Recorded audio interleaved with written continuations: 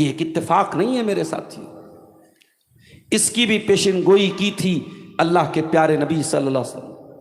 ये कूलर ना हो तो बंद कर दीजिए, ऐसी बहुत खास गर्मी तो नहीं है मेरे ख्याल से, कूलर की वजह से थोड़ा सा मुझे डिस्टर्ब हो रहा है, बंद कर दीजिए। अब गर्मी लगेगी तो फिर चालू करा रहे, बंद कर दीजिए फिलहाल। आप गौर कीजिए, अल्लाह के प्यारे नबी ने इसकी भी पेशिन गोई की थी। लतत्तबिउन्ना सुनन मन कान क़ब्लकुम शिब्रन बिशिब्रिन व ज़िराअन बिज़िरा, तुम अपने से पहले की उम्मत के तरीके पर चलोगे। अगर वो एक बालिश्त चलेंगे तो तुम एक बालिश्त चलोगे, अगर वो एक हाथ चलेंगे तो तुम भी एक हाथ चलोगे। जो वो करेंगे तुम उनकी पैरवी करो। आज यहूदी अगर खड़े होकर खाना खाने पर फख्र करता है तो मुसलमान भी खड़े होकर खाना खाने लगा है। बफे सिस्टम वाला खाना मुसलमानों में भी चल रहा है। कभी आप गौर कीजिए साहब, बड़े पैसे वाले लोग हैं, बड़े करोड़पति हैं, कैसे खाना खिला रहे, खड़े होकर खाना खिला रहे। इधर रोटी लेने जाओ, इधर चावल लेने जाओ, इधर सब्जी लेने जाओ, इधर गोश्त लेने जाओ। क्या है साहब, ये तरीका अच्छा है या इज्जत के साथ बिठा के जो आपके अंसारियों में खिलाया जाता है, शेरशाबादियों में खिलाया जाता है, भाई इज्जत के साथ निकाल निकाल के इधर, ये ज्यादा अच्छा है? बताइए। आप गौर कीजिए, आज दूसरी कौमों की नकल करने में मुसलमान इतना अंधा हो चुका है, वो ये भी नहीं सोचता इसका फायदा क्या है। अब घरों में लेटरीन जो है, कमोड सिस्टम, मैं कमोड सिस्टम को गलत नहीं कहता हूं भाई, किसी की कमर में मजबूरी है, कोई बीमारी है, वो कमोड सिस्टम का टॉयलेट अपने घर में बना के रखा है, कोई हर्ज की बात नहीं है। मगर अब ये पूरे तमाम होटलों में और हर जगह घरों में यही कमोड लगाया जा रहा है। अब जाहिर सी बात है कि हमारा जो इंडियन स्टाइल का बाथरूम है उसमें जो सफाई और सुथराई का एहतमाम होता है वो कमोड में नहीं समझ में आता है। लेकिन लोग साहब, हम पढ़े लिखे लोग हैं, बड़े लोग हैं, हमारे घर में तो कमोड रहेगा। आप गौर कीजिए, अल्लाह के रसूल कह रहे हैं तुम अपने से पहले की उम्मत के तरीके पर चलोगे। अगर वो एक बित्ता चलेंगे तो तुम एक बित्ता चलोगे, अगर वो एक हाथ चलेंगे तो तुम एक हाथ चलोगे। हत्ता लौ सलकू जोहरा दब्बिन, अगर वो किसी जानवर के गोह के बिल में चले जाएंगे। सहरा में एक छिपकली होती है, सहरा की छिपकली उसको बोलते हैं, उसका नाम है गोह। छिपकली के जैसा एक जानवर होता है, वो कहीं पर भी अपना बिल बना लेता है। और अरबी की कहावत है, अगर कोई बहुत बेढंगा काम करता है तो कहते हैं गोह के बिल में चला गया। अल्लाह के नबी फरमाते हत्ता लौ सलकू जोहरा दब्बिन, अगर यहूद और नसारा गोह के बिल में चले जाएंगे तो तुम भी गोह के बिल में चले जाओगे। बड़ी अजीब बात है, मुसलमान लड़की घर से नकाब में निकलती है, कॉलेज में जाके नकाब निकाल के पर्स में डाल लेती है, ट्रेन पे जाके नकाब उतार के पर्स में डाल लेती है। मुसलमान लड़की जो घर में मुकम्मल पर्दे के साथ रहती है, वो ट्रेन और फ्लाइट में जाने के बाद, वो कॉलेज और यूनिवर्सिटी में जाने के बाद पर्दा निकाल देती है। गोया वो दुनिया को ये मैसेज दे रही है, ये पर्दा मेरे लिए बहुत बड़ी मुसीबत है, बहुत बड़ी मुसीबत है, और मैं इस मुसीबत से, इस कैद खाने से अपने आप को आजाद कर रही हूं। इसका मतलब कि वो लड़की भी, वो औरत भी उन यहूद और नसारा की फाहिशा और बदचलन औरतों के तरीके पर चलना चाहती है, जिनके यहां ना कोई पर्दा है, ना शर्म है, ना हया है। तो आज की मेरी तकरीर का उन्वान यही है मेरे साथी, वो कौन सी चीजें हैं जो यहूद और नसारा के अंदर थी, जो पिछली कौमों के अंदर थी, और वो गलत चीजें आज मुसलमानों के अंदर दाखिल हो चुकी हैं। वही कुछ चीजें मैं बयान करूंगा इंशाअल्लाह आपके सामने। कुरान उठाइए, पिछली कौमों की सबसे बड़ी बुराई क्या थी? वो अल्लाह के साथ शिर्क किया करते थे।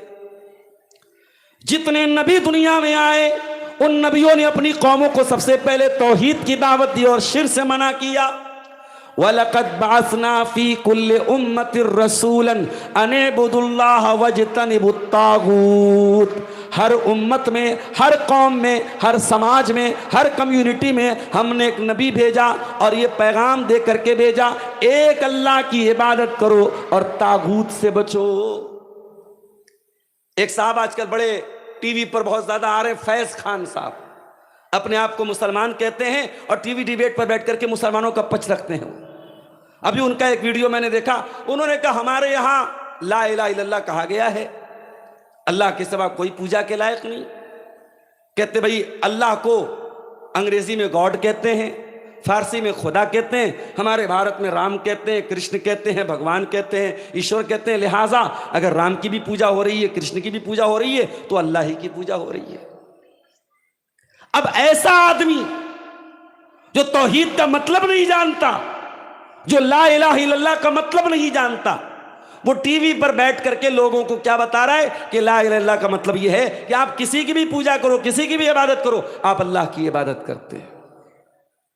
हम कहना चाहेंगे फैज खान साहब, अगर आपको यही फर्क आज तक नहीं समझ में आया कि अल्लाह की इबादत में और गैरुल्लाह की इबादत में कोई अंतर नहीं है, कोई फर्क नहीं है, तो इसका मतलब कि आपने कभी इस्लाम को पढ़ा ही नहीं, कभी कुरान को पढ़ा ही नहीं है। और अगर जानबूझ करके आप इस्लाम और शिर्क को मिलाने की कोशिश कर रहे हैं तो कान खोल के सुन लीजिए, दो रंगी छोड़ यक रंग हो जा, सरासर मोम हो या संग हो जा। आज मीडिया में ऐसे बहुत सारे मुसलमान मर्द भी आपको मिल जाएंगे, औरतें भी मिल जाएंगी, जिनका नाम मुसलमानों वाला है, लेकिन उनकी ज़बान से मुसलमानों के लिए सिर्फ गालियां ही गालियां निकलती हैं। वो रात दिन सोशल मीडिया पर बैठ के मुसलमानों को गालियां देते हैं, वो हर मामले में इस्लाम के दुश्मनों का सपोर्ट करते हैं, वो मुसलमानों के दुश्मनों का सपोर्ट करते हैं। ऐसे लोग मेरे प्यारे साथियों हर दौर में मुसलमानों की तारीख में रहे, ऐसे गद्दार लोग, ऐसे मुनाफिक लोग हर दौर में रहे हैं। शिर्क और तौहीद कभी एक नहीं हो सकता है मेरे साथ। मुसलमान अल्लाह की इबादत करता है, और यह भी कान खोल के सुन लो, अल्लाह का कोई तर्जमा नहीं है। ठीक है, हम ईश्वर कह देते हैं, खुदा कह देते हैं, मगर हम अल्लाह जिसको कहते हैं, अल्लाह का कोई अनुवाद नहीं है, अल्लाह का कोई ट्रांसलेशन नहीं है। बल्कि इसलिए बहुत सारे उलमा कहते हैं कि अल्लाह को खुदा नहीं कहना चाहिए। खुदा फारसी का लफ्ज है, अल्लाह को गॉड भी नहीं कहना चाहिए। गॉड इंग्लिश का लफ्ज है, और इंग्लिश में गॉड का प्लूरल भी आता है, गॉड्स भी बोलते हैं। इंग्लिश में गॉड की मुअन्नस भी आती है, गॉडेस भी बोलते हैं। देवी, जो देवी होती है उसको गॉडेस बोलते हैं, जो देवता होता है उसको गॉड बोलते हैं। हम जिस अल्लाह को मानते हैं उसका कोई फीमेल नहीं है, उसका कोई बेटा नहीं है। कुल हु अल्लाहु अहद अल्लाहु समद लम यलिद वलम यूलद वलम यकुल लहू कुफुवन अहद। हम जिस अल्लाह की इबादत करते हैं वो एक है, अकेला है, अल्लाहु समद, वो बेनियाज है, सारी कायनात को चला रहा है, सारी कायनात उसकी मोहताज है, वो किसी का मोहताज नहीं है। लम यलिद, उसका कोई बेटा नहीं है, वलम यूलद, और वो किसी का बेटा नहीं है, वलम यकुल लहू कुफुवन अहद, और कोई उसके बराबर नहीं। आज पिछली कौमों की पैरवी करने में मुसलमान इतना आगे बढ़ गया कि मुसलमान की सब में आज शिर्क होने लगा। कितने मुसलमान पत्थर के आगे भी हाथ जोड़ ले रहे हैं, कितने मुसलमान शिरकिया नारा भी लगा रहे हैं, शिरकिया कामों में हाथ बटा रहे हैं। कितने मुसलमान दुकान ओपन कर रहे हैं तो नारियल फोड़ रहे हैं। कितने मुसलमान दूसरों को खुश करने के लिए शिर्क की तारीफ भी कर रहे हैं। मेरे प्यारे साथियों, कान खोल के सुन लो, अगर वाकई में मुसलमान हो, कभी कुफ्र और तौहीद में कभी कॉम्प्रोमाइज मत करना। कान खोल के सुन लो, अल्लाह 1400 साल पहले कुरान की आयत नाजिल कर चुका है, कुल या अय्युहल काफिरून ला आबुदु मा ताबुदून वला अंतुम आबिदून मा आबुद वला अना आबिदुम मा अबदतुम। ऐ नबी, आप ऐलान कर दीजिए, ऐ कुफ्र करने वालों, ऐ इनकार करने वालों, जिसकी तुम इबादत करते हो उसकी मैं इबादत नहीं करता, और जिसकी मैं इबादत करता हूँ उसकी तुम नहीं कर सकते। लकुम दीनुकुम वलिय दीन, तुम अपने दीन पर चलो, हम अपने दीन पर चलेंगे। हम तुम्हें खुश करने के लिए तुम्हारा दीन स्वीकार नहीं कर सकते, तुम्हारा मजहब कबूल नहीं कर सकते। कितने मुसलमान हैं, औलाद नहीं हो रही है, शादी के कई साल हो गए, किसी ने कहा फला पेड़ पे जाके मन्नत मान लो औलाद हो जाएगी, फला बाबा के पास चले जाओ वो कोई ऐसा तरीका बता देंगे औलाद हो जाएगी। अगर बाबाओं के पास जाने से औलाद मिल जाती, अगर मज़ारों पर सजदा करने से औलाद मिल जाती, इब्राहीम अलैहिस्सलाम को 90 साल तक इंतजार न करना पड़ता। जब अल्लाह कुरान में कह चुका है यहबु लिमन यशाउ इनाथा, अल्लाह जिसको चाहता है बेटियां देता है, वह यहबु लिमन यशाउ ज़ुकूर, अल्लाह जिसको चाहता है बेटा देता है, वह यजअलु मन यशाउ अक़ीमा, और अल्लाह जिसको चाहता है बाँझ बना देता है, न बेटा देता है न बेटी देता है। जब अल्लाह ताला ये इख्तियार अपने पास रखे हुए है तो ओ दुनिया वालों, ओ मुसलमानों, तुम अल्लाह को छोड़ के कहीं और जाकर के औलाद के चक्कर में अपना ईमान क्यों बर्बाद करते हो, अपनी तौहीद क्यों बर्बाद करते हो। बच्चा बहुत बीमार है, लड़की बहुत बीमार है, किसी ने कहा कलकत्ता चले जाओ, फला दरगाह पे जाके सर झुका दो, किसी ने कहा अजमेर चले जाओ, एक चादर चढ़ा दो, आपकी बेटी ठीक हो जाएगी। कितने मुसलमान मज़ारों को धोने के बाद, कब्रों को धोने के बाद, उन कब्रों के धोने के बाद उनका जो पानी होता है, उस पानी को ज़मज़म की तरह ड्रम में भर भर के लाते हैं। ये बाबा के मज़ार का पानी है, ये बीमार पे छिड़क दोगे बीमार ठीक हो जाएगा। और मुसलमानों, तुमने तो अपनी तौहीद को बर्बाद कर दिया, तुमने तो अपने ईमान को बर्बाद कर दिया।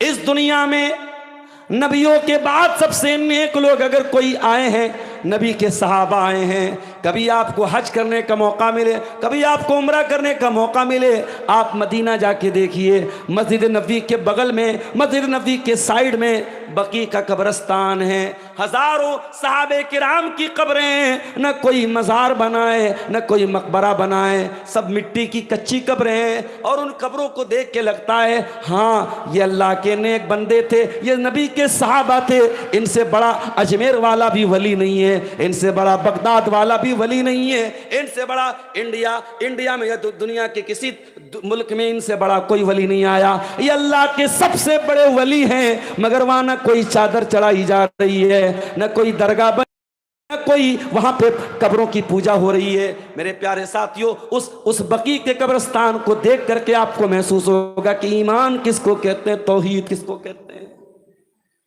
ये बहुत बड़ी बुराई है जो मुसलमानों के अंदर आ गई, शिर्क करने की बुराई। और अल्लाह के नबी ने इसकी भी भविष्यवाणी की थी, इसकी भी पेशनगोई की थी।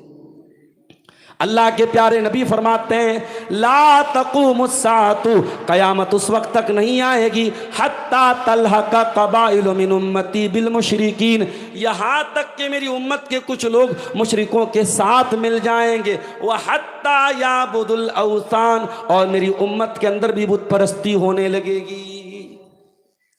इसीलिए मौलाना अल्ताफ हुसैन हाली 100 साल पहले मुसलमानों का नक्शा खींचते हुए कहते हैं करे गैर गरबुत की पूजा तो काफिर, कवाकिब में माने करिश्मा तो काफिर, झुके आग पर बहरे सजदा तो काफिर, जो ठहराए बेटा खुदा का तो काफिर, मगर मोमिनों पर कुशादा है राहें, परस्तिश करें शौक से जिसकी चाहें, नबी को जो चाहे खुदा कर दिखाएं, इमामों का रुतबा नबी से बढ़ाएं, मज़ारों पे जा जा के नजरें चढ़ाएं, शहीदों से जा जा के मांगे दुआएं, न तौहीद में कुछ कमी इससे आए, न इस्लाम बिगड़े न ईमान जाए।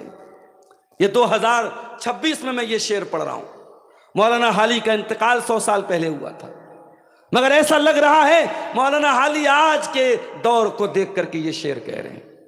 ये आज के मुसलमान का हाल है मेरे साथियों। वो दी जिससे तौहीद फैली जहां में, वो बदला गया आके हिंदोसिता में। आज हिंदुस्तान का मुसलमान एक बड़ी तादाद ऐसी है जो तौहीद को नहीं जानता है मेरे साथियों, जो शिर्क कर रहा है, जो कब्रों पर सजदा कर रहा है, जिसकी बच्चियां, जिसकी लड़कियां जो कॉलेजों में पढ़ रही हैं अपनी गैर मुस्लिम सहेलियों के साथ, वो जाकर के शिरकिया काम भी कर रही हैं, शिर्क के इबादत खानों में भी जा रही हैं और तौहीद का जनाजा निकाल रही हैं। मेरे प्यारे साथियों, इतने लिबरल न बनो, इतने सेकुलर न बनो, इतने ओपन माइंडेड न बनो कि तौहीद का जनाजा निकाल दो। तौहीद को संभाल के रखो। अरे मेरे भाइयों, हमारे पास है क्या सिवाय तौहीद के?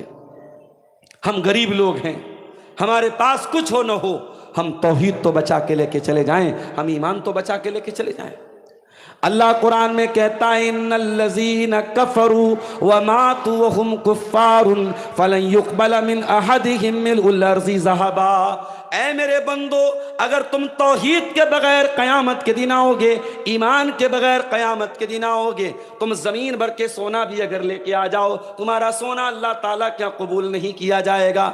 ज़मीन भर के सोना भी ला करके तुम अल्लाह की अदालत में जहन्नम की आग से नहीं बच पाओगे। तो पहली चीज जो पिछली कौमों से हमारे अंदर आई है वो यही शिर्क है मेरे प्यारे साथी। और ये भी याद रखिए, शैतान ने कभी डायरेक्ट शिर्क नहीं करवाया है, उसने शिर्क करवाया है अल्लाह के नेक बंदों की शान में गुलू करवा करके। कुरान का 29वां पारा उठाइए, सूरह नूह के अंदर अल्लाह फरमाता है, हजरत नूह अलैहिस्सलाम की कौम के लोग कहते हैं वला तज़रुन्न वद्दन वला सुवाअन वला यगूता व यऊक व नसरा।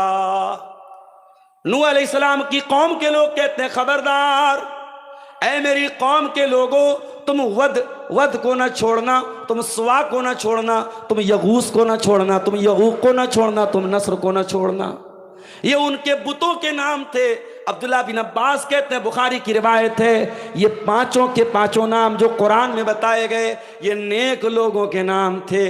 जब नेक लोग मर गए, उनके मरने के बाद शैतान ने आके कहा अरे इतने नेक लोग मर गए, उनकी तस्वीर बना लो, उनका स्टैचू बना लो, उनकी मूर्ति बना लो, उनका मुजस्समा बना लो।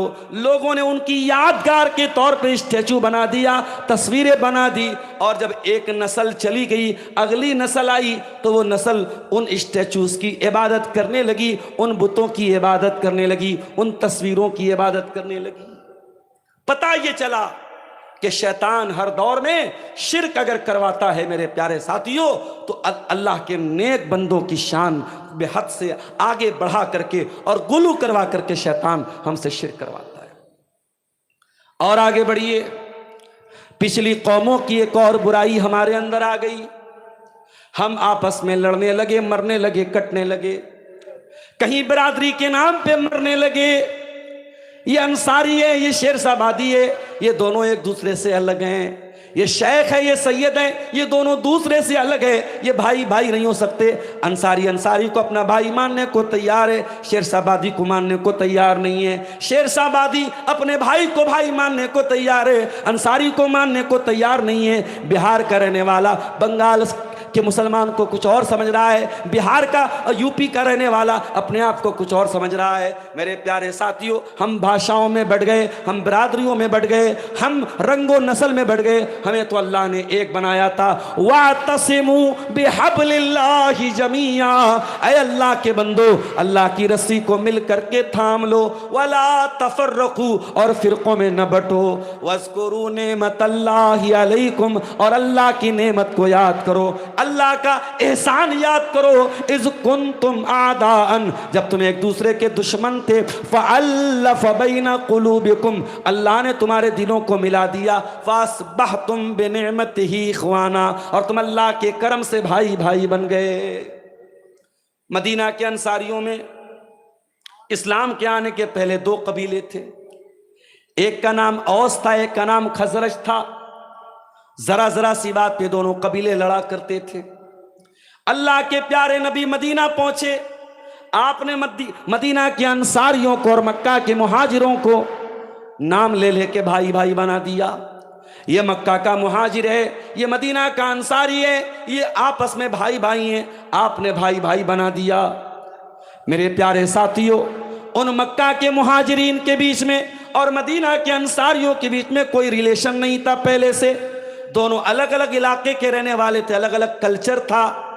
मदीना के लोग खेती किया करते थे, मक्का के लोग बिजनेस किया करते थे। दोनों का कल्चर भी अलग था, कोई रिलेशन भी नहीं था, कोई रिश्ता भी नहीं था। मगर नबी की एक दावत पर मदीना के मुहाजिरी और मदीना के अंसार और मक्का के मुहाजिरीन भाई भाई बन गए। और ऐसे भाई भाई बन गए कि अब्दुर्रहमान बिन औफ कहते हैं जब मैं मदीना पहुंचा अल्लाह के नबी ने मेरा भाईचारा हजरत साद बिन रबी अंसारी के साथ कराया। साद बिन रबी मेरे पास आए और कहने लगे अय अब्दुर्रहमान आज से तू मेरा भाई है। अय अब्दुर्रहमान मैं मदीना का बहुत माल वाला इंसान हूँ, बहुत मेरे पास खजूरों का बाग है, बहुत मेरे पास दौलत है, बहुत पैसा है। अय अब्दुर्रहमान आ जाओ हम अपने खजूरों के बाग का बंटवारा कर लेते हैं, हम अपनी ज़मीनों जायदाद का बंटवारा कर लेते हैं, आधा तुम ले लेना आधा मैं ले लेता हूँ। अय अब्दुर्रहमान अभी तुम मदीना में नए नए आए हो, अभी तुम्हारा रिश्ता लगना भी मुश्किल है, अभी तुम्हारी शादी होना भी मुश्किल है। अय अब्दुर्रहमान मेरी 4 बीवियाँ हैं, तुम किसी एक बीवी को पसंद कर लो, मैं तलाक दे देता हूँ, इद्दत गुजरने के बाद तुम निकाह कर लेना। मेरे प्यारे साथियों कुर्बानी की और इसार की ये मिसाल, इत्तेहाद की ये मिसाल पूरी मानो इतिहास में नहीं मिलती है, पूरी इंसानी तारीख में नहीं मिलती है। ये मोहब्बत पैदा करने वाले कौन है? ये जनाब मोहम्मद रसूलुल्लाह सल्लल्लाहु अलैहि वसल्लम है। आपने भाई भाई बना दिया, मगर आज हमने क्या किया? हम तो मुर्गे खा खा के लड़ाई कर रहे हैं मेरे साथ। नबी ने पत्थर खाए हैं और लोगों को जोड़ा है, और आज हमारे मुल्ला मौलवी ये मुर्गा खा करके और मछली खा के उम्मत को तोड़ने का काम कर रहे हैं, उम्मत को लड़ाने का काम कर रहे हैं। अभी कुर्बानी का त्योहार आया, एक वीडियो सोशल मीडिया पर वायरल हुआ।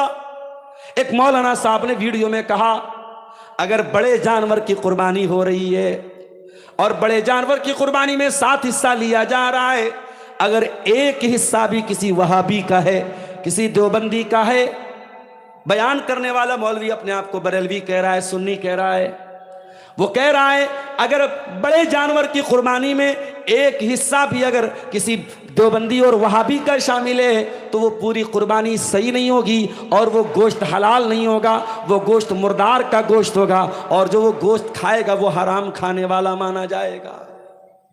आप गौर कीजिए कितनी नफरत भरी है दिमागों में और कितनी नफरत भरी है ज़हनों में।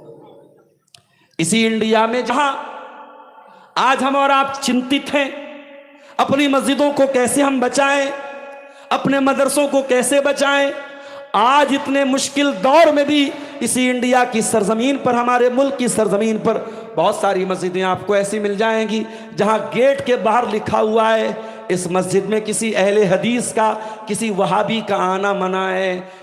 खबरदार कोई वहाबी अगर इस मस्जिद में नजर आ गया उसको भगा दिया जाएगा, उसके खिलाफ कार्रवाई की जाएगी। आज लोगों ने मस्जिदों पर भी अपना कॉपीराइट कर लिया, मस्जिदों पर भी अपना उन्होंने कब्जा कर लिया है, और दूसरे मसलक के मुसलमान को मस्जिद में जाने की इजाजत नहीं है। मेरे प्यारे साथियों ये फिरका परस्ती कहां से आई?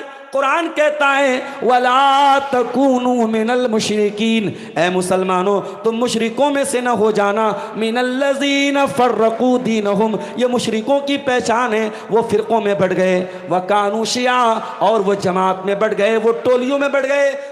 ये तुमसे पहले की कौमों की पहचान है, वो आपस में फिरका फिरका बन गए। कुल्लु हिज़्बिन बिमा लदैहिम फरिहून, और हर जमात के पास जो कुछ है वो उसी पर खुश है। अभी मेरे पास एक फोन आया है, फरक्का मालदा के करीब एक जगह से फोन आया, मौलाना साहब हम लोग एक जलसा करा रहे हैं शहीद करबला के नाम से, उसमें आपकी तकरीर कराना चाहते हैं। मैंने कहा भैया शहीद करबला के जलसे में आप मुझसे क्या तकरीर कराओगे? आपको मालूम है मैं कौन हूं, हमको मालूम है आप अहले हदीस आलिम। जलसा कौन करा रहा है? बरेलवी करा रहे हैं। बोले आपको हम अपने जलसे में बुलाएंगे। मैंने कहा मैं वहां अगर आऊंगा भी तो जो सही बात है मैं वो बताऊंगा। बोले कोई मसला नहीं, आप सही बात, बस कुरान हदीस की बात बोलिए, कोई इख्तलाफी बात मत बोलिए, हम आपको अपने जलसे में। उन्होंने तारीख मुझसे लिए 11 मुहर्रम को प्रोग्राम है, मालदा के करीब में वो इलाका है और पूरा बरेलवियों का इलाका है, वहां वो जलसा होने वाला है। आप गौर कीजिए, आज ऐसे लोग भी हैं जो हक बात को सुनना चाहते हैं और ऐसे लोग भी हैं उनके मौलवियों ने पट्टी पढ़ा दी है और जो पट्टी पढ़ा दी है उसी पर पड़े हुए हैं। अभी मुहर्रम का महीना आने वाला है, मुहर्रम की 10 तारीख को इसी फरक्का में आप चले जाइए, कलियाचक में चले जाइए, बड़े बड़े ताज़िया आपको निकलते हुए मिलेंगे। बारसोई के इलाके में चले जाइए, बड़े बड़े ताज़िया आपको निकलते हुए मिलेंगे। पूछो ये ताज़िया क्यों निकाल रहे हो? कहेंगे क्या आपको नहीं मालूम 10 मुहर्रम की तारीख हजरत हुसैन की शहादत की तारीख है। अरे नादान, अगर 10 मुहर्रम की तारीख हजरत हुसैन की शहादत की तारीख है और तू इसलिए उनका ताजिया निकाल रहा है कि उस दिन उनकी शहादत हुई, तो फिर तू 18 जिलहिज्जा को उस्मान गनी के नाम का भी एक ताजिया निकाल। उस्मान गनी भी तो नबी के दामाद थे, और ऐसे दामाद थे जिनको अल्लाह के नबी ने 2-2 बेटियां दी थी, जो कुरान पढ़ते हुए शहीद किए गए थे। कुरान की तिलावत करते हुए उस्मान गनी को 1 महीने से ज़्यादा भूखा प्यासा तड़पा तड़पा के उनके घर में शहीद कर दिया गया। उनके सर को अलग कर दिया गया, उनकी दाढ़ी नोची गई, उनकी बीवी बचाने आई, बीवी की उंगलियां कट गई। मेरे प्यारे साथियों, अगर ताजिया ही निकालना है तो फिर 18 जिलहिज्जा को भी एक ताजिया निकलना चाहिए हजरत उस्मान गनी के नाम का। एक ताजिया 1 मुहर्रम को भी निकलना चाहिए। 1 मुहर्रम की तारीख हजरत उमर फारूक की शहादत की तारीख है। वो उमर फारूक जिनका इंतकाल हुआ तो 52 लाख स्क्वायर मील के दायरे पर उनकी हुकूमत थी। वो उमर फारूक जिनके दौरे हुकूमत में इस्लाम दुनिया के चप्पे चप्पे तक पहुंच गया। वो उमर फारूक जिनकी वजह से इस्लाम को बड़ी ताकत मिली। मेरे प्यारे साथियों, अबू लुलू नाम के एक मजूसी ने हमला करके उमर फारूक को शहीद किया था। अगर ताजिया ही निकालना है तो 1 मुहर्रम को हजरत उमर फारूक के नाम का भी ताजिया निकलना चाहिए। कितने ताजिए निकालोगे?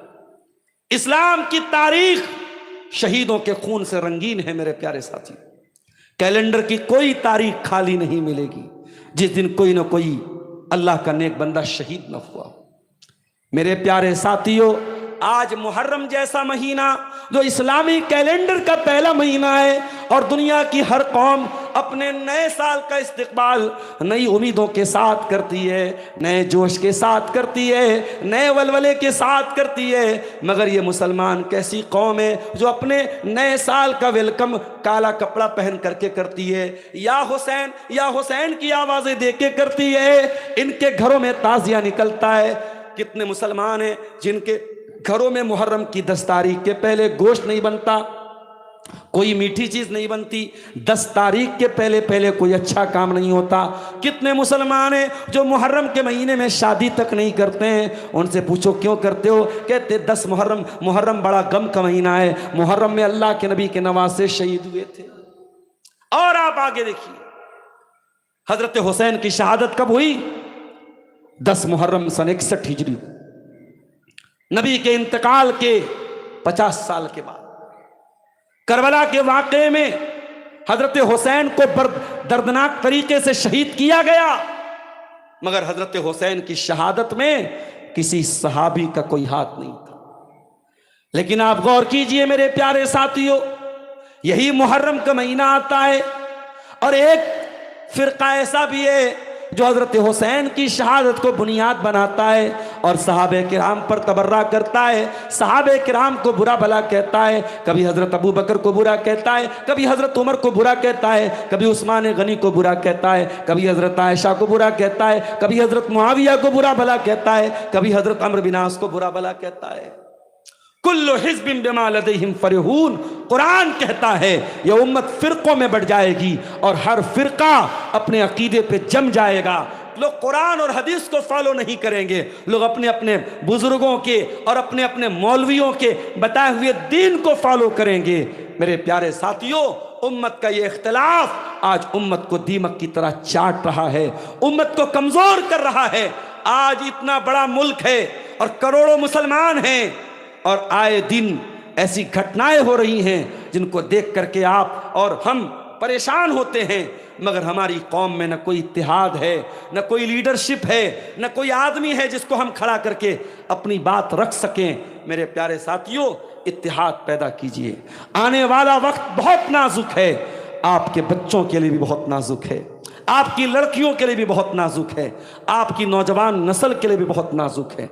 अगर आपने अभी से अपने आप को प्रिपेयर नहीं किया, ज़हनी तौर पर, ईमानी तौर पर अपने आप को मजबूत नहीं किया, अपने ईमान और अकीदे की हिफाजत नहीं की, आने वाले दौर में अपने ईमान की हिफाजत मुश्किल हो जाएगी। मेरे साथियों, जो दौर चल रहा है, ये उतना मजबूत ईमान वाले लोगों का दौर नहीं है जो सहाबा का दौर था।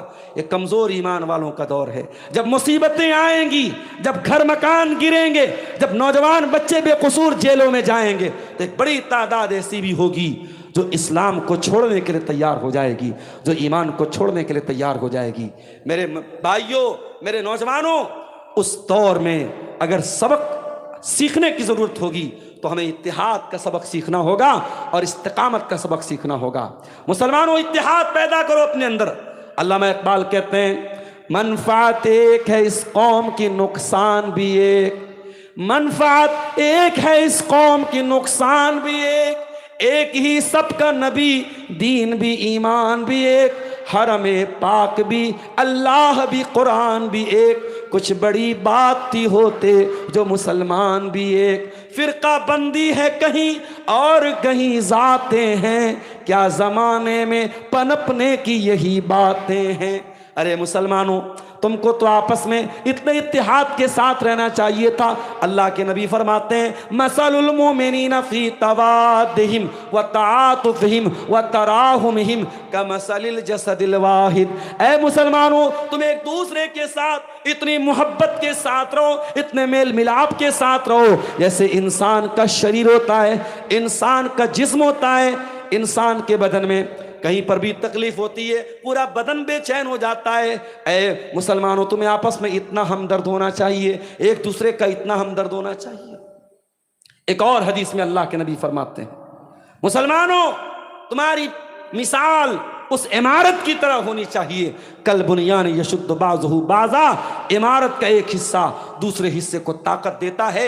एक मुसलमान दूसरे मुसलमान को ताकत दे, तुम्हें एक दूसरे का सपोर्ट करने वाला होना चाहिए। ये नहीं कि मैं तो बिहार का हूँ, ये तो झारखंड का है, वो तो बंगाल का है, इससे मेरा क्या लेना देना है, इससे मेरा क्या ताल्लुक है। ये नहीं होना चाहिए। इस्लाम की आवाज़ बनो, ईमान की आवाज़ बनो, इत्तिहाद पैदा करो। मेरे प्यारे साथियों, आज पिछली कौमों की ये बुराई हमारे अंदर आई कि हम आपस में फिरकों में बढ़ गए, हम टोलियों में बढ़ गए। और ये भी सुन लीजिए, ये अहले हदीस का स्टेज है।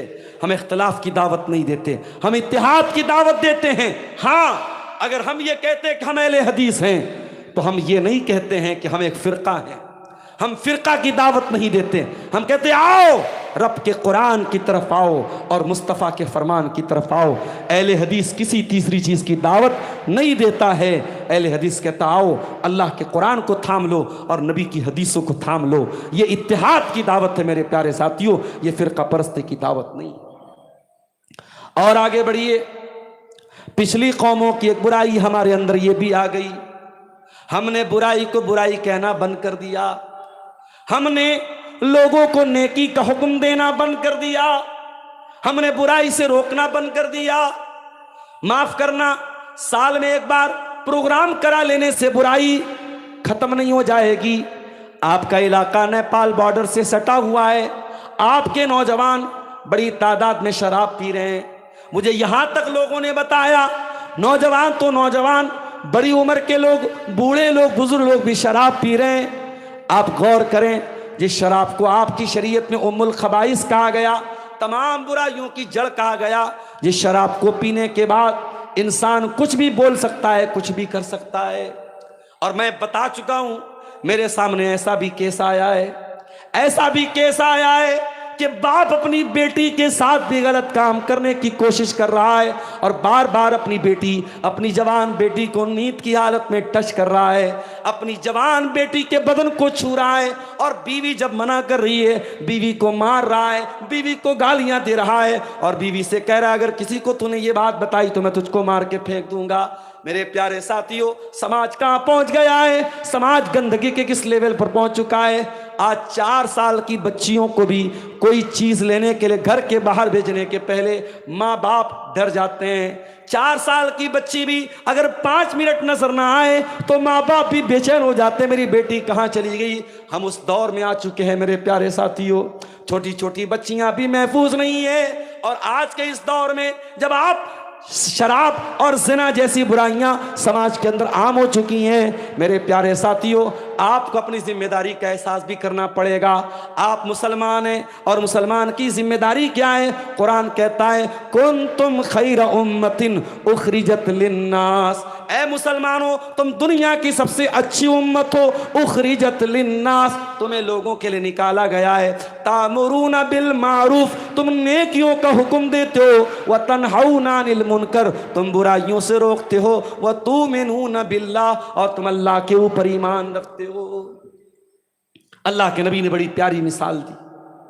आपने कहा पानी के अंदर कश्ती जा रही है और कश्ती में 2 मंजिला है। अब ऊपर वालों के पास पानी है, नीचे वालों के पास पानी खत्म हो गया। नीचे वालों को पानी की जरूरत पड़ी। उन्होंने सोचा बार बार हम क्यों ऊपर वाले के पास जाके पानी मांगे। उन्होंने कश्ती के अंदर सुराख कर दिया ताकि उनको जल्दी से पानी मिल जाए। वो ये भूल गए कि कश्ती में सुराख करेंगे कश्ती डूब जाएगी। अब ऊपर वालों ने जब ये देखा कि नीचे वाले पानी हासिल करने के लिए कश्ती में ही सुराख कर रहे हैं, अल्लाह के नबी फरमाते हैं अब अगर ऊपर वाले इत्मीनान से बैठ जाए कि भाई हमारा क्या बिगड़ेगा, अगर ये कश्ती में सुराख कर रहे हैं तो ये डूबेंगे तो नीचे वाले भी डूबेंगे। जब कश्ती डूबेगी तो ऊपर वाले भी डूब जाएंगे। और अगर वो जल्दी से जाके उसका हाथ रोक लेंगे कि नहीं भाई तू गलत कर रहा है, तुझे पानी चाहिए मैं पानी दूंगा, मगर तू कश्ती में सुराख मत कर, और फौरन उसको रोक देंगे, तो नीचे वाले भी बच जाएंगे ऊपर वाले भी बच जाएंगे। मेरे प्यारे साथियों, ये मिसाल दी है अल्लाह के प्यारे नबी ने बुराई से रोकने वालों की। और आज अफसोस के साथ कहना पड़ता है, मैं इस इलाके में बहुत आता हूं, साल में 1-2 चक्कर तो लग ही जाता है बटरहा, सिकटिया, अररिया के इस इलाके में। मगर माफ करना, समाज में जब बुराई ज्यादा हो तो सिर्फ साल में एक बार प्रोग्राम कर लेने से काम नहीं बनेगा मेरे साथी। आपको और मेहनत करनी पड़ेगी, घर घर जाके लोगों से मिलना पड़ेगा। हफ्ते में, महीने में 2-4 प्रोग्राम अपने लोकल के उलमा को बुला करके मस्जिद में करना होगा। इतना बड़ा पिंडाल सजे न सजे, इतनी बड़ी पब्लिक आए ना आए, चंद लोग आए, लेकिन आपको मेहनत करनी पड़ेगी मेरे प्यारे साथियों। बुराई को बुराई कहना पड़ेगा, नेकी को नेकी कहना पड़ेगा। आप नहीं रोकेंगे, आज बेटा पी रहा है कल बाप भी पिएगा, आज बाप पी रहा है कल बेटा भी पिएगा। शराब के नशे में पूरा घर डूब जाएगा मेरे साथ। आप नहीं हाथ रोकेंगे, आज एक आदमी जिना कर रहा है कल पूरा गांव जिना करेगा। बुराई को रोकना ये हमारी जिम्मेदारी है मेरे प्यारे साथियों। और जब बुराई को रोकना हम बंद कर देंगे, अल्लाह के नबी के अल्फाज सुनिए। अल्लाह के नबी कहते हैं लतामुरुन्ना बिल मारूफी वला तनहावुन्ना अनिल मुनकर, तुम नेकी का हुक्म देते रहना, बुराई से रोकते रहना। अगर तुमने ये काम बंद कर दिया, सुम्मा तदऊनहु फला युस्तजाब लकुम, फिर तुम अल्लाह से दुआएं करोगे, तुम्हारी दुआ कबूल नहीं होगी। सूखा पड़ जाएगा, अनाज पैदा नहीं होगा, तुम दुआ करोगे अल्लाह सूखा टाल दे, अनाज की पैदावार ठीक कर दे। जब बारिश की ज़रूरत हो अल्लाह बारिश भेज दे, तुम दुआएं करोगे, न बारिश आएगी, न सूखा खत्म होगा, न पैदावार अच्छी होगी। एक काम तुम नहीं करोगे, नेकी का हुक्म देना अगर तुम बंद कर दोगे और बुराई से रोकना तुम बंद कर दोगे, तुम्हारी दुआएं अल्लाह ताला कबूल नहीं करेगा। मेरे प्यारे साथियों, यहूद और नसारा पर अल्लाह ताला की जो लानत बरसी थी वो क्यों बरसी थी? आइए जरा कुरान से पूछते हैं। लोइनल्लज़ीना कफ़रू मिन बनी इसराईल अला लिसानी दाऊद व ईसा इब्न मरियम, यहूदियों के ऊपर ईसा अलैहिस्सलाम ने भी लानत की, दाऊद अलैहिस्सलाम ने भी लानत की। क्यों लानत की? ज़ालिका बिमा असौ व कानू यातदून, ये यहूदी अल्लाह ताला के बड़े नाफरमान थे, ये हद से तजावुज़ किया करते थे। कानू ला यतनाहौना अन मुनकरिन फ़अलू, ये एक दूसरे को बुराई से रोका नहीं करते थे, ये बुराई को करते थे लेकिन बुराई से रोका नहीं करते थे। आप ये मिजाज ना बनाएं, गांव की कोई लड़की बेपर्दा घूम रही है, हमसे क्या मतलब है? आप उसके बाप से मिलें। आपको अगर जोगबनी के बाजार में, अररिया की मार्केट में आपके गांव की कोई मुसलमान लड़की किसी गैर मुस्लिम लड़के के साथ मिले और आप ये सोच के नजरअंदाज करते मेरी बहन थोड़ी है, मेरी बेटी थोड़ी है, आप पता लगाएं, आप उस लड़की को बचाने की कोशिश करें। मैं कई ऐसे वाकयात जानता हूं, अच्छे अच्छे घरों की मुसलमान लड़कियां प्यार और मोहब्बत के नाम पर गैर मुस्लिम लड़कों के साथ गुलछर्रे मना रही हैं, और कल एक दिन आएगा जब वो उनके साथ शादी भी कर लेंगी, और जब उनके साथ शादी करेंगी उनके मजहब में दाखिल हो जाएंगी और इस्लाम को छोड़ देंगी। मेरे प्यारे साथी, ये कोई छोटा मोटा मसला नहीं है। उम्मत की तारीख में ऐसा वाकया कम हुआ है, ऐसा वक्त बहुत कम आया है जब इतनी बड़ी तादाद में मुसलमान औरतों के अंदर इर्तिदाद की लहर आई हो, जो इस वक्त हमारे मुल्क हिंदुस्तान में आई है मेरे साथी। और उसकी बहुत बड़ी वजह यह है, अहले हदीसों को छोड़ दीजिए, दूसरे मसलक वालों के यहाँ न मस्जिद में औरत जुमा पढ़ने जा सकती है, न ईदगाह में उनके लिए कोई इंतज़ाम है, न उनके यहाँ आम जलसों और प्रोग्रामों में औरतों के लिए इंतज़ाम है। औरतें दीन से दूर हैं, और जब औरतें दीन से दूर होंगी उनको कोई भी बहका के लेके जा सकता है। मेरे प्यारे साथियों, हमें और आपको अम्र बिल मारूफ और नही अनिल मुनकर का काम करना पड़ेगा, हमें बुराई से रोकना पड़ेगा, हमें नेकी का हुक्म देना पड़ेगा। और आगे बढ़िए, पिछली कौमों की एक बुराई इस उम्मत के अंदर यह भी आ गई, हम आपस में हसद करने लगे, भाई भाई से जलने लगा है। भाई भाई का आज रहजन, पिदर ने छोड़ा पिसर ने छोड़ा पिदर का दामन है। भाई भाई का आज रहजन, हकीकी बेटी है मां की दुश्मन। पिदर पिदर पिदर ने छोड़ा पिसर का दामन, बहन को भाई सता रहा है। खबर हदीसों में जिसकी आई, वही जमाना अब आ रहा है। हसद कर रहे हैं लोग एक दूसरे से, लोग अपने दुख से ज्यादा दूसरों के सुख से परेशान हैं। उसने इतना पैसा कैसे कमा लिया, उसके पास करोड़ों की जायदाद कैसे बन गई, उसने 4 व्हीलर कैसे खरीद लिया, उसने अच्छी वाली बाइक कैसे खरीद ली, उसके बेटे को नौकरी कैसे मिल गई। आज मुसलमान एक दूसरे से हसद करने लगा। ओ हसद करने वालों, खबरदार खबरदार, अल्लाह के प्यारे नबी फरमाते हैं, दब्बा इलैकुम दाउल उमम मिन क़ब्लिकुम, है मेरी उम्मत के लोगों, तुमसे पहले की उम्मत की एक बुराई तुम्हारे अंदर भी आ जाएगी, अल हसद वल बग़ज़ा। तुम एक दूसरे से हसद करने लगोगे, एक दूसरे से बुग़्ज़ करने लगोगे, एक दूसरे से जलने लगोगे, एक दूसरे की खुशी देख करके जलने लगोगे। हसद की आग जब भी लगी है, इंसान के दीन का जनाजा निकला है मेरे साथियों। दुनिया का सबसे पहला मर्डर इसी हसद की वजह से हुआ। आदम के 2 बेटों ने अल्लाह की बारगाह में कुर्बानी पेश की। एक बेटे का नाम काबिल बताया गया, दूसरे का नाम हाबिल बताया गया। काबिल ने कुर्बानी पेश की, काबिल ने एक अल्लाह की राह में थोड़ा सा जौ अल्लाह की राह में दिया, और हाबिल ने मोटा ताज़ा दुम्बा दिया। उस ज़माने में जब लोग कुर्बानी पेश करते थे, आसमान से एक आग आती थी और उस कुर्बानी को खा जाती थी। वो कुर्बानी के कबूल होने का तरीक़ा था। हाबिल ने भी कुर्बानी पेश की, काबिल ने भी कुर्बानी पेश की। हाबिल की कबूल हो गई, काबिल की कबूल नहीं हुई।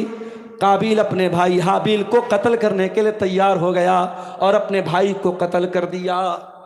पहला मर्डर, दुनिया की पहली हत्या इसी हसद की आग की वजह से हुई है मेरे साथियों। इसीलिए अल्लाह के नबी फरमाते कि क़यामत तक जितने कत्ल होंगे, हर कत्ल का जिम्मेदार काबिल भी माना जाएगा, और काबिल की गर्दन पर भी उसका खून होगा, क्योंकि कत्ल की शुरुआत करने वाला काबिल था। काबिल ने कत्ल की बुराई की शुरुआत करने वाला, बुराई की स्टार्टिंग करने वाला, किसी भी बुराई की बुनियाद डालने वाला, जब तक वो बुराई होती रहेगी उसको सजा मिलती रहेगी। जानते हो, आजकल एक बुराई और चली है, मर्द का मर्द के साथ ताल्लुक कायम करना, मर्द का मर्द के साथ बदकारी करना। यह बुराई भी आज बहुत सारे इलाकों में मुसलमान नौजवान लड़कों में हो रही है। यह बुराई किसने शुरू की थी? यह हजरत लूत अलैहिस्सलाम की कौम ने शुरू की थी। यह काम कभी जानवर ने भी नहीं किया। जानवर भी अपनी जरूरत पूरी करने के लिए अपनी मादा के पास जाता है। ये इंसान इतना गिर गया, मर्द मर्द के साथ अपनी शहवत पूरी करने लगा। और लूत अलैहिस्सलाम जब अपनी कौम को तबलीग करते हैं तो कहते हैं वलूतन इज़ क़ाल लिक़ौमिही अतातूनल फ़ाहिशता मा सबक़कुम बिहा अहदुम मिनल आलमीन। लूत अलैहिस्सलाम कहते हैं मेरी कौम के लोगों, तुम इतना गंदा काम क्यों करते हो जो तुमसे पहले किसी ने नहीं किया था। इन्नकुम लतातून शावतम इन्नकुम लतातून रिजाल शावतम मिन दूनिन निसा, तुम मर्दों औरतों को छोड़कर अपने मर्दों से जाकर के अपनी शहावत पूरी करते हो। बल अंतुम कौमुम मुस्रिफून, ऐ मेरी कौम के लोगों तुम हद से तजावुज करने वाले हो, तुम हद से निकल जाने वाले हो। अंजाम क्या हुआ था लूत अलैहिस्सलाम की कौम का? अंजाम यह हुआ आसमान से पत्थरों की बारिश हुई और पूरी बस्ती को अल्लाह ताला ने उलट दिया, पूरी बस्ती तबाह हो बर्बाद हो गई। मेरे प्यारे साथियों, जब उन्होंने अल्लाह के कानून को उलट दिया, अल्लाह ने पूरी बस्ती को उलट दिया।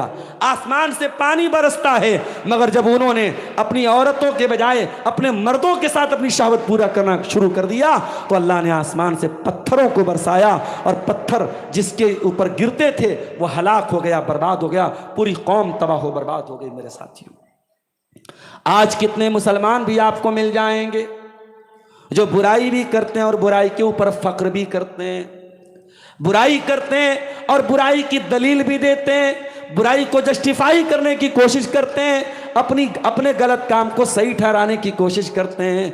मेरे प्यारे साथियों, अल्लाह ताला को गुनाह नापसंद है और गुनाह की कोई दलील दे और गुनाह पर कोई ढिठाई करे, ये अल्लाह ताला को और ज़्यादा नापसंद है। जब इब्लीस ने आदम अलैहिस्सलाम को सजदा नहीं किया, अल्लाह ने पूछा मा मना कान तस्जुदा, ए इब्लीस तूने आदम को सजदा क्यों नहीं किया?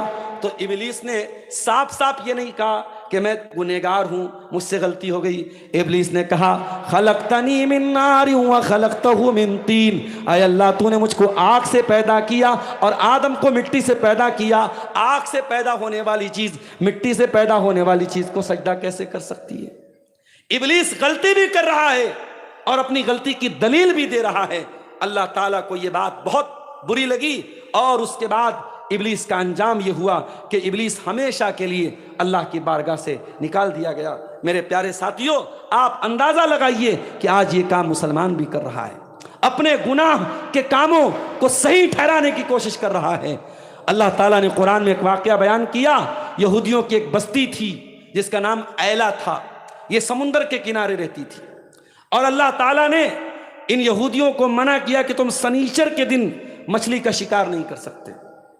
वो मछली का कारोबार करते थे और मैं आपको बता दूं कि मछली के कारोबार में अल्लाह बहुत बरकत देता है। मैंने साउथ इंडिया में देखा मछली का कारोबार करने वाले करोड़पति लोग, अरबपति लोग हैं, बहुत दौलत है उनके पास। और ये उलमा ने तजर्बे की बात लिखी है कि मछली के कारोबार में बहुत बरकत है। तो उनका भी पेशा क्या था? वो मछली का कारोबार करते थे। अल्लाह ताला ने उनको आजमाने के लिए हुक्म दे दिया कि ऐ बनी इसराइल, ऐ ऐला वालो, तुम्हें शनीचर के दिन शिकार नहीं करना है। और अल्लाह की कुदरत ऐसी थी, इज़ तातीहिम हीतानुहुम यौमा सबतिहिम शुर्रा, शनीचर के दिन पानी में खूब मछलियां आती थी, दूसरे दिन मछलियों का अता पता नहीं रहता था और शनीचर के दिन बहुत ज्यादा मछलियां नजर आती थी। तो उन लोगों ने क्या काम किया कि शनीचर को जाल बिछा देते थे और जाल में मछलियां फंस जाती थी और जब इतवार का दिन आता था तो वो जाके जाल में से मछली छुड़ा लेते थे।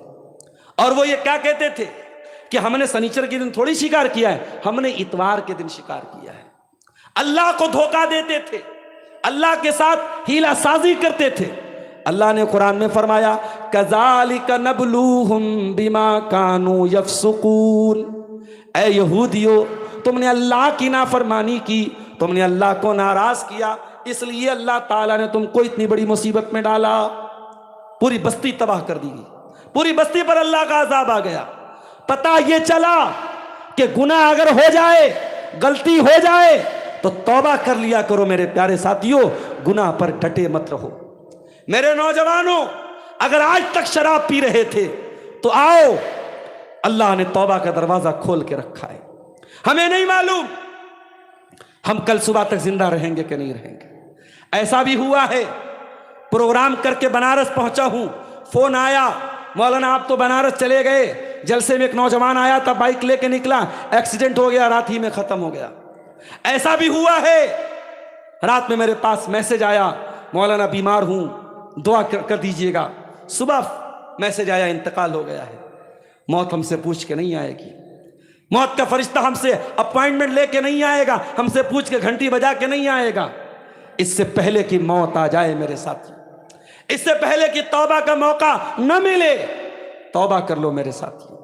शराब पी के अल्लाह क्या ना जाओ, जिना करके अल्लाह क्या ना जाओ, नमाजें छोड़ के अल्लाह क्या ना जाओ, हराम कमाई खा के अल्लाह क्या ना जाओ। अल्लाह को क्या मुंह दिखाओगे मेरे प्यारे साथी। दुनिया में हमें गर्मी लगती है, हम कूलर चलाते हैं।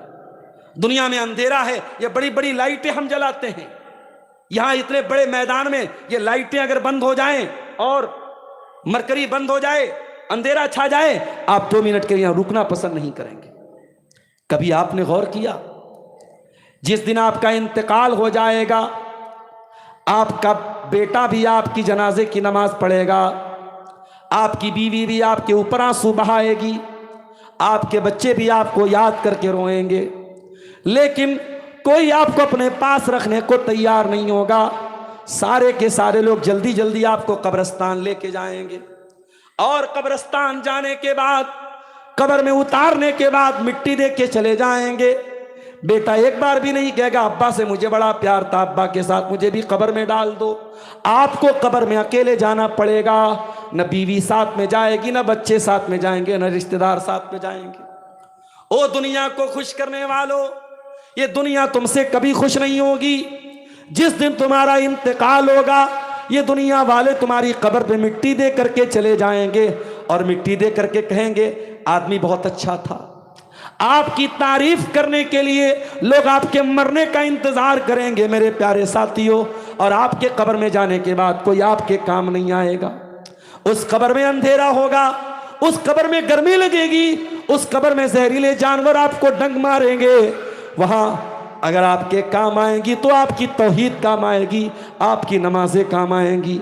आपने अल्लाह की बारगाह में जो आंसू बहाए होंगे, वो आंसू आपके काम आए होंगे। मेरे नौजवानों, अगर आज तक शराब पीते थे, तौबा कर लो और अल्लाह ताला क्या इस हाल में जाओ कि अय अल्लाह मैं सच्ची तौबा करके आया हूँ, मैं शराब पीता था मगर अय अल्लाह मैंने तुझसे वादा कर लिया, सच्ची तौबा कर लिया, अब मैं शराब को हाथ नहीं लगाऊंगा। अय अल्लाह अब तक तो मैंने बदकारी की और ज़िनाकारी की ज़िंदगी गुजारी, अय अल्लाह अब मैंने सच्ची तौबा कर ली, अब बदकारी के करीब भी नहीं गया। अय अल्लाह जब से तेरे दीन के उलमा ने, तेरे नबी के वारिसों ने तकरीर में कुरान की आयत पढ़ के सुनाई, वला तक़रबुज़ ज़िना, ऐ मेरे बंदो तुम ज़िना के करीब भी न जाना। अय अल्लाह तब से मैं ज़िना के करीब न गया, मैं शराब के करीब न गया, मैं सच्ची तौबा करके आया हूं। मेरे प्यारे साथियों, अगर तौबा करके जाओगे तभी अल्लाह क्या नजात मिलेगी। गुनाह के ऊपर जमे रहना, गुनाह के ऊपर डटे रहना, यह भी पिछली कौमों का तरीका था। और आगे बढ़िए, पिछली कौमों के अंदर एक बुराई और थी, वो गुलू किया करते थे। गुलू का मतलब क्या है? टोपी की जगह सर है और चप्पल की जगह पैर है, और चप्पल को उतार के सर पे लगाना शुरू कर दें और टोपी को पैर में डाल लें। मेरे प्यारे साथियों, यही तो गुलू है। किसी की जो मुनासिब जगह है उससे ज़्यादा उसको जगह दे देना, उससे ज़्यादा उसको मकाम दे देना, यही तो गुलू है। अभी वसीम अकरम साहब का एक वीडियो मैंने देखा। पाकिस्तान के क्रिकेटर हैं, हज करने गए और जब जमरात को कंकरी मारी जाने लगी तो कंकरी को बॉलिंग के स्टाइल में फेंकने लगे। लोगों ने बड़ी तारीफ की कि वसीम अकरम साहब कितने नेक आदमी हज करने चले गए। मुझे वसीम अकरम साहब की दीनदारी पर कोई शक नहीं है, मैं उनकी दीनदारी पर कोई कमेंट नहीं करता हूँ, बहुत अच्छी बात है वो हज करने गए। मगर इतना ज़रूर कहना चाहूँगा, वसीम अकरम साहब आपने वहाँ जो शैतान को, जमरात को जो कंकरी मारी थी, वो जो बॉलिंग के स्टाइल में आपने मारी थी, आपका ये तरीका मुनासिब नहीं था, आपका ये अमल मुनासिब नहीं था। इसलिए कि अल्लाह के प्यारे नबी ने जब खुद हज किया और आपने जमरात को कंकरी मारी तो चने के बराबर छोटी छोटी कंकरी आपने ली थी। आपने अब्दुल्ला बिन अब्बास से कहा, अय अब्दुल्ला जाओ कंकरी लेके आओ। अब्दुल्ला कंकरी लेके आए, आपने देखा छोटी छोटी चने के बराबर कंकरी है, आपने फरमाया बे अमसाली हाउलाई फरमू, ओ लोगों इतनी बड़ी बड़ी कंकरी मारना, इससे बड़ी ना मारना। उसके बाद आपने फरमाया इयाकुम वल गुलू फिद्दीन, ऐ मेरी उम्मत के लोगों तुम दीन के अंदर गुलू मत करना, तुमसे पहले की उम्मतों को इसी गुलू ने हलाक कर दिया था। आज कितने हाजी जाते हैं वहां जूता उतार के मारने लगते हैं, चप्पल उतार के मारने लगते हैं। हमारे बनारस में कुछ लोग हज करके आए, पता लगा वो 40 दिन तक घर से ही नहीं निकलते। मैंने पूछा ऐसा क्यों? बोले 40 दिन तक हज का नूर रहता है उनके चेहरे पर, हज की चार्जिंग रहती है, 40 दिन के बाद वो डिस्चार्ज होते हैं, इसलिए 40 दिन तक वो घर के बाहर नहीं निकलते। अजीब व गरीब मसला है मेरे साथी। लोगों ने दीन की शक्ल को बदल डाला गुलू करके। अल्लाह के नेक बंदों को नबी का दर्जा दे दिया, नबी को अल्लाह का दर्जा दे दिया। एक शायर कहता है हाजियों काबा तो देख आए, आओ काबे का काबा देख लो। वो नबी की कब्र को काबे का काबा करार दे रहा है। ये गुलू है, ये अल्लाह की नबी की शान में हद से आगे बढ़ना है मेरे साथी। नबी ने कभी अपनी शान में गुलू को पसंद नहीं किया है। अल्लाह के नबी तो यहां तक फरमाते हैं ला तुतरूनी कमा अतरतिन नसारा ईसा बिन मरियम, ओ लोगो तुम मुझे उतना ना बढ़ाना जितना ईसाइयों ने ईसा बिन मरियम को बढ़ाया था। इन्नमा अना अब्दुल, मैं अल्लाह का बंदा हूँ, फ़क़ूलू अब्दुल्लाहि व रसूलुहु, मुझे अल्लाह का बंदा कहा करो, मुझे अल्लाह का रसूल कहा करो, मुझे मेरी शान से आगे ना बढ़ाया करो। नबी की शान में गुलू करके हम नबी की शान को नहीं बढ़ा देंगे मेरे साथ। ईसाइयों ने ईसा बिन मरियम की शान में गुलू किया, ईसाइयों ने ईसा बिन मरियम को अल्लाह का बेटा बना दिया। क्या उससे ईसा की शान बढ़ गई? ईसा की शान तो नहीं बढ़ी। हाँ, ईसाई बहुत बड़े पाप के भागीदार बन गए, बहुत बड़े पाप करने वाले पापी बन गए, मुशरिक बन गए, काफिर बन गए। इसलिए गुलू बहुत खतरनाक चीज है मेरे प्यारे साथियों, गुलू से अपने दामन को हमें बचाना है। इसी तरीके से पिछली उम्मतों की एक और बुराई हमारे अंदर आई। ईसाइयों को इंजील मिली, यहूदियों को तौरात मिली, दाऊद अलैहिस्सलाम को ज़बूर मिली, और हमें और आपको कौन सी किताब मिली? कुरान मिली। हमने इस कुरान को छोड़ दिया मेरे साथियों। जिस तरीके से यहूदियों ने अपनी किताब को छोड़ दिया, ईसाइयों ने अपनी किताब को छोड़ दिया, हम मुसलमानों ने भी अपनी किताब को छोड़ दिया। आप कहेंगे मौलाना कैसी बात कर रहे हैं, बनारस से आकर के आप झूठ बोल रहे हैं, ये कुरान इतना सारा रखा हुआ, हमने कुरान को तो नहीं छोड़ा। ये मदरसे में कुरान पढ़ा जाता है, मस्जिद में कुरान पढ़ा जाता है, बच्चियां कुरान पढ़ती हैं, बच्चे कुरान पढ़ते हैं, और आप कहते हैं हमने कुरान को छोड़ दिया। आइए कुरान को छोड़ने का मतलब मैं आपको बताता हूं।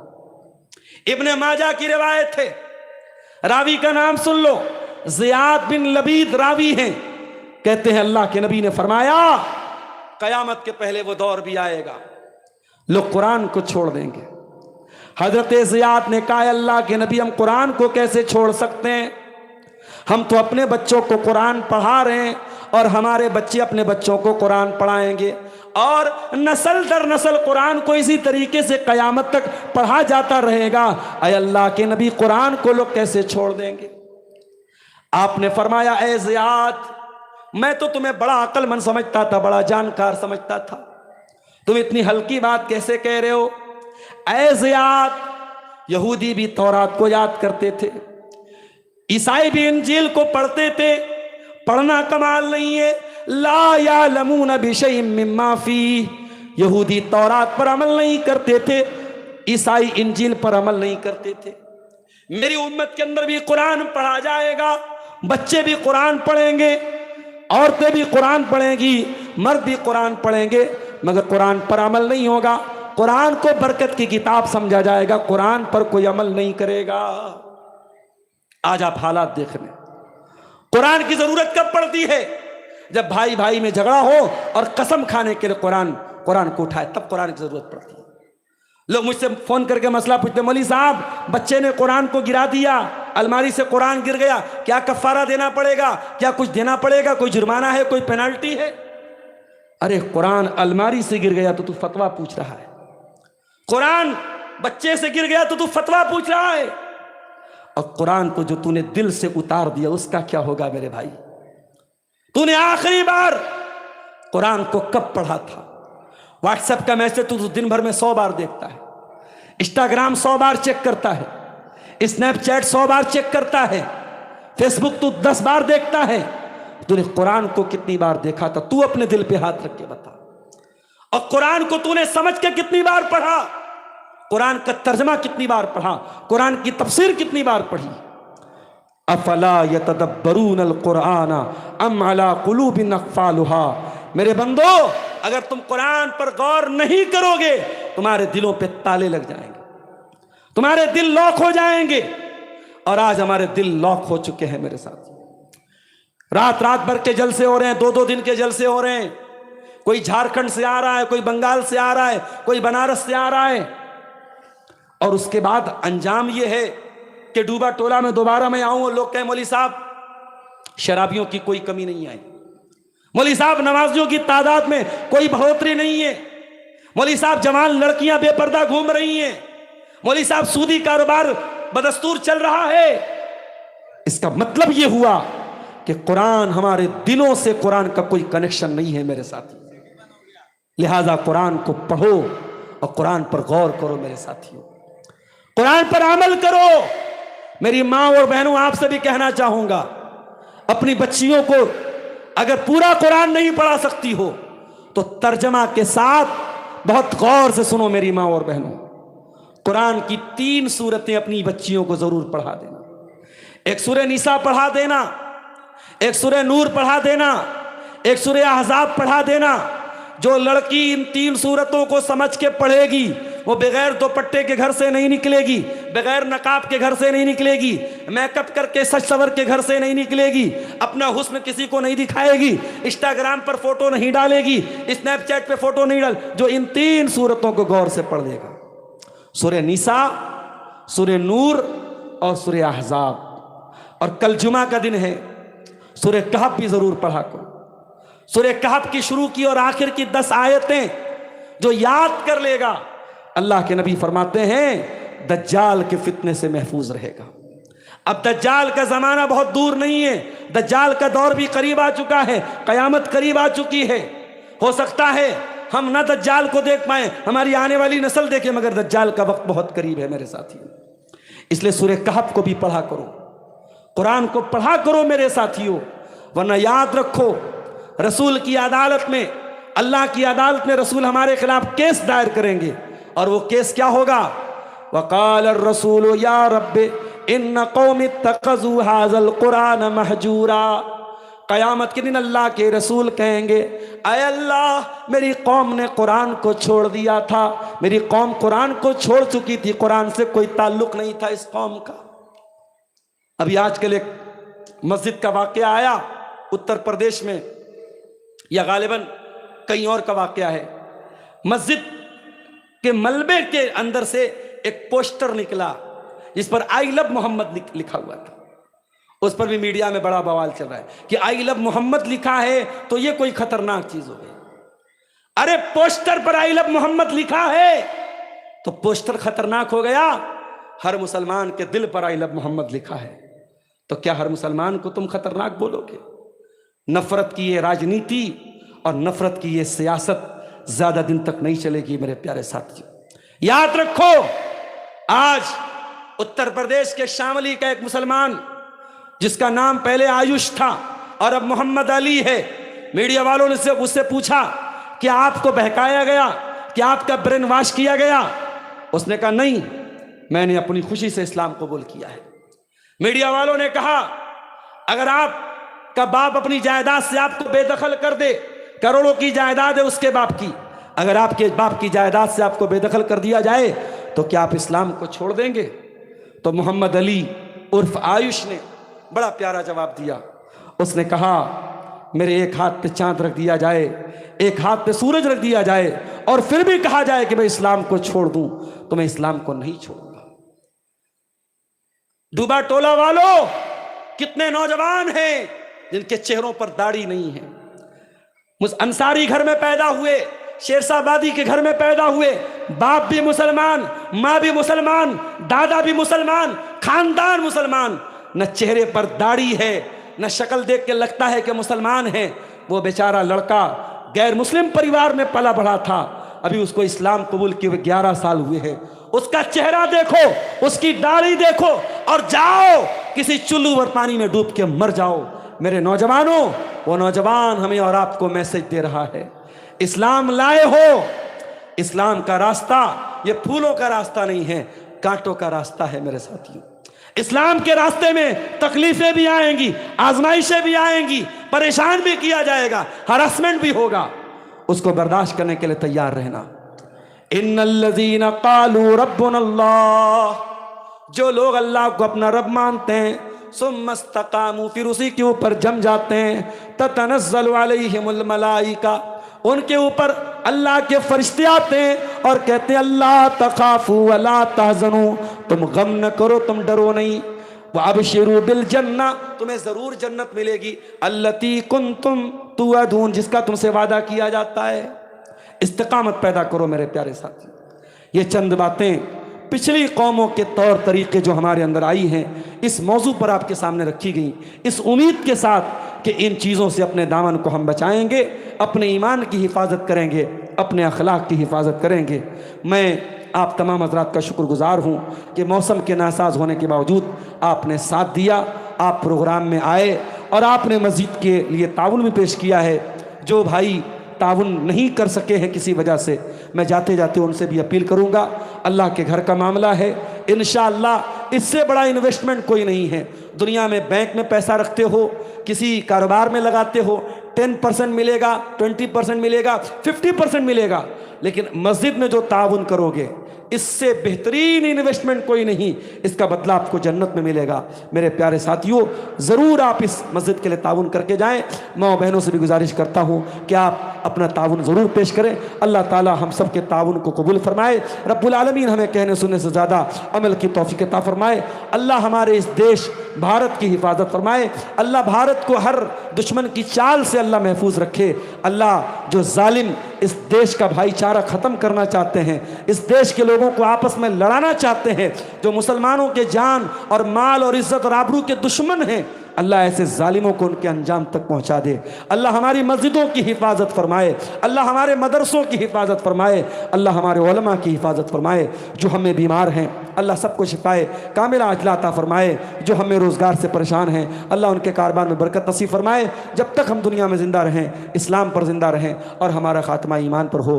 रब्बना तक़ब्बल मिन्ना इन्नका अंतस समीउल अलीम व तुब अलैना इन्नका अंतत तव्वाबुर रहीम व सल्लल्लाहु तआला अला नबीना मुहम्मद व अला आलिहि व सहबिहि अजमईन। वस्सलामु अलैकुम व रहमतुल्लाहि व बरकातुहू।